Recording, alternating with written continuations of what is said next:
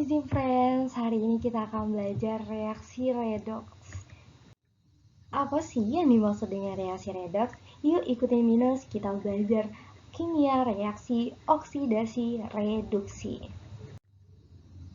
Reaksi redox adalah reaksi kimia yang disertai perubahan bilangan oksidasi dan reduksi di dalamnya terdapat serah terima elektron antar zat. Nah, di sini ada kata kunci oksidasi dan reduksi. Lalu apa sih yang dimaksud dengan oksidasi dan reduksi itu? Oksidasi adalah hilangnya elektron, sedangkan reduksi yaitu diperolehnya elektron. Nah, ada nih yang namanya zat pengoksidasi dan zat pereduksi. Zat pengoksidasi ini adalah zat yang melakukan oksidasi. Jadi teman-teman diingat kalau dia melakukan oksidasi maka dikatakan dengan zat pengoksidasi dan mengambil elektron dari zat yang teroksidasi. Sedangkan zat pereduksi adalah zat yang melakukan reduksi dan memberikan elektron kepada zat yang tereduksi. Setelah reaksi zat teroksidasi memiliki bilangan oksidasi lebih tinggi, sedangkan zat tereduksi memiliki bilangan oksidasi lebih rendah. Nah, reaksi oksidasi dan reduksi ini memiliki 3 konsep yang digunakan dalam mengkaji pengertian reaksi redox. Yang pertama, pengertian redox berdasarkan konsep pelepasan dan pengikatan oksigen. Lalu yang kedua, konsep perpindahan elektron. Dan yang terakhir, bilangan oksidasi. Yuk sama-sama kita bahas ketiga konsep untuk pengertian dari reaksi redox ini. Yang pertama, pelepasan dan pengikatan oksigen ya teman-teman. Kita baca dulu pengertiannya. Nah, reaksi reduksi itu reaksi pelepasan oksigen dari suatu senyawa. Sedangkan istilah reduktor diberikan kepada zat yang menarik oksigen pada reaksi reduksi atau zat yang mengalami reaksi oksidasi. Jadi, reaksi reduksi itu tadi pelepasan oksigennya. Sedangkan kalau reduktor atau itu adalah reaksi yang mengalami oksidasinya. Nah, kebalikannya nih, kalau reaksi oksidasi itu mengikat oksigen. Nah, sedangkan oksidator itu adalah zat yang mengalami reduksi. Bisa dipahami ya, teman-teman? Kita coba ambil contoh untuk reaksi reduksinya. Reaksi reduksi itu kan tadi pelepasan oksigen ya. Dimulai dari senyawa 2CuO. 2Cu ini ketika mengalami reaksi reduksi akan berubah menjadi 2Cu ditambah O2. Oksigen di sini dilepaskan menjadi O2. Begitu juga dengan 2MnO2 itu berubah menjadi 2MnO ditambah O2. Sedangkan reaksi oksidasinya itu digabungin oksigennya atau penggabungan oksigen. Maka contohnya salah satunya yang 4Fe ditambah 3O2. O2 ini kan oksigennya. Maka itu berubah menjadi 2Fe2O3. Nah, itu adalah pelepasan dan pengikatan oksigen. Kita lanjut. Lanjut ke konsep perpindahan elektron. Nah, berdasarkan konsep elektron ini, reaksi reduksi itu adalah reaksi pengikatan elektron, sedangkan reaksi oksidasi adalah reaksi pelepasan elektron. Maka bisa dicontohkan reaksi reduksinya itu Br2 ditambah 2E. Di sini adalah elektron ya maksudnya teman-teman. Karena reaksi reduksi itu adalah pengikatan elektron, maka Br2 ditambah 2E itu menjadi 2Br-. Sini 2E- maksudnya. Jadi ketika sudah diikat elektronnya menjadi 2Br- atau Mg2 plus tambah 2E- menjadi Mg. Nah, contoh reaksi oksidasi itu kan pelepasan elektron, maka Na menjadi Na plus tambah E-. Nah, Na ini diuraikan menjadi Na plus dan elektronnya. Gitu. Selanjutnya bilangan oksidasi. Nah, syarat terjadinya reaksi redoks itu harus ada perubahan bilox, banyaknya muatan listrik dari unsur-unsur dalam suatu penyanyawaan. Lalu ada aturan-aturan bilox nih teman-teman. Bilangan oksidasi suatu unsur bebas itu adalah 0. Contoh, seumpama ada O, oksigen itu kalau dia hanya suatu unsur bebas maka dibilang oksidasinya 0. Lalu Al kan dia terdiri dari unsur bebas ya, hanya satu, berarti dia 0. Lalu apa ya, K dia hanya sendiri, itu 0 juga. Jadi yang hanya terdiri dari satu unsur bebas itu nilainya 0. Dan ada ketentuannya untuk bilangan oksidasi. Yang pertama itu atom hidrogen atau H ya. H itu nilainya selalu positif 1. Bilangan oksidasi satu oksigen. Oksigen itu atau O itu negatif 2. Nah, oksigen di sini kenapa bisa nilainya negatif 2 sedangkan kalau di dalam unsur bebas nilainya 0? Kalau dia oksigennya mengikat menjadi suatu senyawa, maka dia memiliki bilangan oksidasi. Contohnya H2O.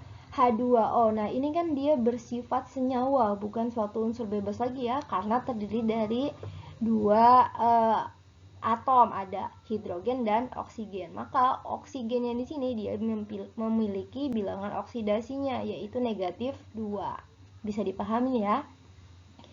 Lalu bilangan oksidasi logam selalu positif. Logam alkali selalu positif 1 dan alkali tanah selalu positif 2. Jumlah bilok semua unsur dalam senyawa itu 0. Mari kita coba contoh soalnya ya agar memahami dari syarat-syarat terjadinya bilangan oksidasi ini.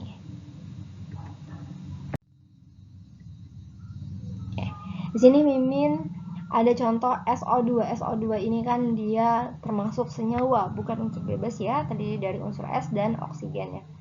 Bilangan oksidasi SO2 itu kan tadi bilangan biloksnya harus 0 ya. Kenapa 0? Karena di sini tidak terjadi muatan. Kalau seumpama SO2 min. Nah, ini min ini menandakan dia muatan. Maka bilangan oksidasi SO2 minnya 2 minnya itu jadi min 1. Tapi kalau dia SO2 plus berarti jadi positif 1. Sedangkan kalau dia tidak ada muatan, maka bilangan oksidasi SO2-nya itu adalah 0. Bisa dipahami ya. Lalu bilangan oksidasi 2 atom O itu min 4, bilangan oksidasi atom S itu adalah positif 4. Didapat dari mana? Mari kita uraikan. SO2. Atom O itu kan tadi mempunyai bilangan oksidasi min 2 ya. Maka min 2 itu kan O-nya sendiri ada 2. Maka kalau untuk satu atom O itu min 2, maka kalau untuk atom O-nya 2 berarti min 2-nya dikali 2 ya kan? Berarti jadi min 4. Nah, bilangan oksidasi SO2 itu adalah 0, maka kita tulis di sini sama dengan 0. Oleh karena itu, kita mencari nih nilai bilangan oksidasi S itu berapa, biar hasilnya ketika dikurangi 4 itu 0. Maka S-nya pasti 4. Jadi 4 dikurang 4 sama dengan 0. Maka bilangan oksidasi 2 atom O itu min 4 dan bilangan oksidasi atom S itu adalah 4. Itu didapatkan teman-teman. Kita coba K2Cr2O7. Sama seperti tadi. Di sini kan tidak ada muatan, maka kita buat dulu sama dengan 0 ya. Atau kita buat sama dengan 0 gini. O itu adalah min 2 karena O-nya di sini 7 jadi min 14 ya. Terus Cr2 dan K. K ini adalah positif 1. Sebelum ke Cr2 kita kerjain yang K karena dia sudah pasti nilainya positif 1. Berarti di sini positif 1. Dan K karena dia ada 2 berarti 1 dikali 2 maka nilainya 2. Nah, jadi berapa nih bilangan Cr2? Biar 2 beng min 14. Itu sama dengan 0. Sini kan min 2. Maka 2 ditambah berapa? Biar dikurangi 14 itu sama dengan 0. Berapa? Cr-nya berarti adalah 12 ya. Karena 2 tambah 12 itu 14. 14 kurang 14, 0. Nah, CR2, CR kan ada 2. Plus 12 ini adalah punya CR1. Nah, dia kalau CR-nya ada 2, berarti 12 dibagi 2 sama dengan 6. Nah, gitu. Maka bilangan oksidasi 2 atom K. 2 atom, kalau 1 atom K berarti positif 1 aja. Kalau 2 atom berarti 2 ya. Berarti 2 plus. Bilangan oksidasi 7 atom O. 7 atom O negatif 14. Tapi kalau 1 atom O berarti negatif 2. Bilangan oksidasi 1 atom Cr. 1 atom Cr adalah 6. Kalau 2 atom Cr berarti 12. Nah, ini hasilnya. Itu adalah bilangan oksidasi. Gitu. Kita coba contoh soal yang gampang.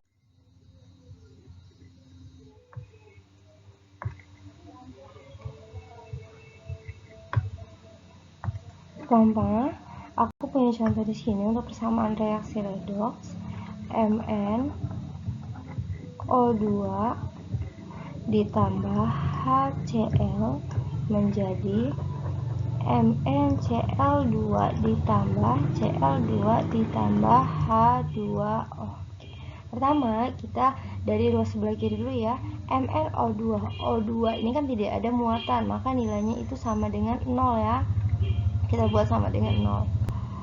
O itu adalah negatif 2 biloxnya, karena dia ada 2 O-nya, maka jadi negatif 4. Maka biar 0, maka Mn-nya adalah positif 4. Di sini juga positif 4 Mn-nya. Dah, lalu Cl itu adalah biloxnya min 1. Kita buat sama dengan 0 karena tidak ada muatannya, berarti H-nya adalah positif 1. Sudah. Lalu MnCl2 itu kita buat dulu sama dengan 0. Cl itu kan tadi min 1, karena dia ada 2, berarti jadi min 2. Oke. Mn sendiri biar dia dikurang 2 sama dengan 0, maka nilainya positif 2. Maka di sini biloxnya adalah positif 2.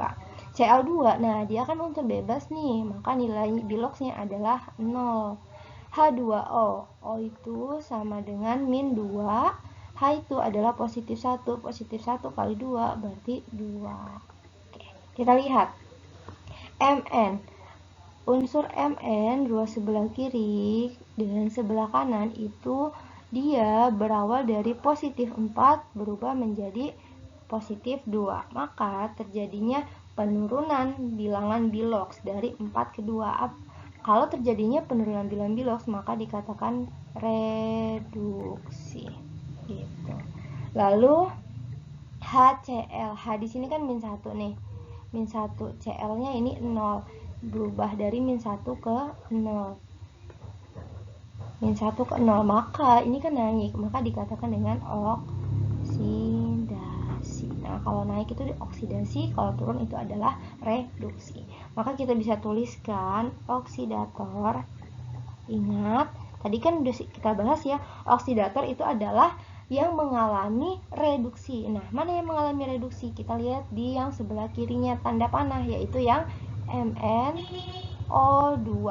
Lalu reduktor.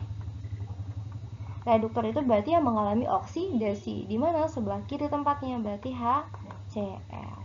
Lalu hasil reduksinya. Oksidator kan mengalami reduksi ya. Hasil reduksinya mana? Reduksinya kan MnO2. Hasil reduksinya kita lihat tanda panahnya. Oh, yang ini MnCl2.